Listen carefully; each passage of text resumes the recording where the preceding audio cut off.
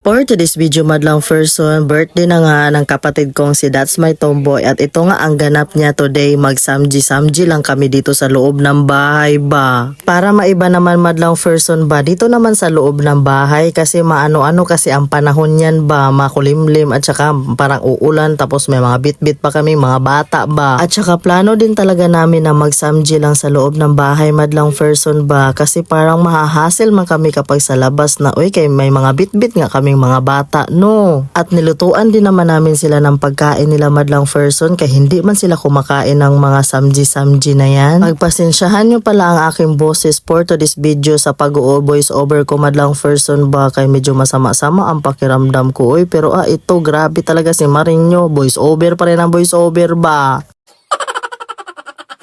Medyo masama-sama ang pakiramdam ko sa ilong ko madlang person ba dahil sa sipon tapos dagdagan pa sakit ng ulo. Grabe, kere-kere lang to madlang person. At ito na nga, nagluluto na nga ang aking kapatid na si That's My Tomboy. Nagsamji-samji na kami dyan madlang person. Nag-uumpisa na kami dyan pero grabe, parang amoy pa lang yan. Nakakatakam na talaga ba? At sobrang tuwa ko talaga madlang person ba kay napapasaya ko na naman ang aking kapatid. Oy, o diba apyun na? Smile naman dyan, eh!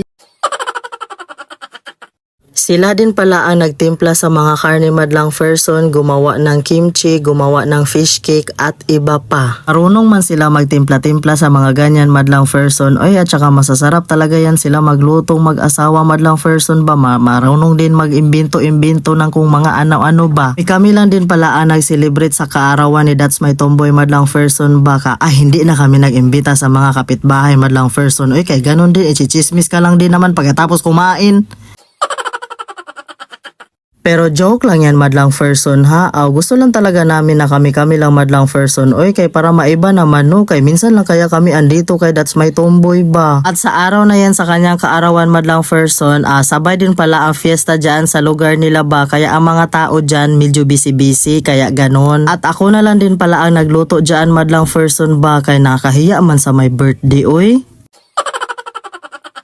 Pagkamadlang person, maghapon kaming nakaupo dyan, maghapon kaming nagkakain-kain dyan ng samji pero naghinto-hinto muna kami, kanta-kanta kunti, tapos kwentuhan kunti, ganun. Happy birthday to you sa'yo apyo na proud sa'yo si ate sa'yo. Ang wish ko na sana maging lalaki ka na ba.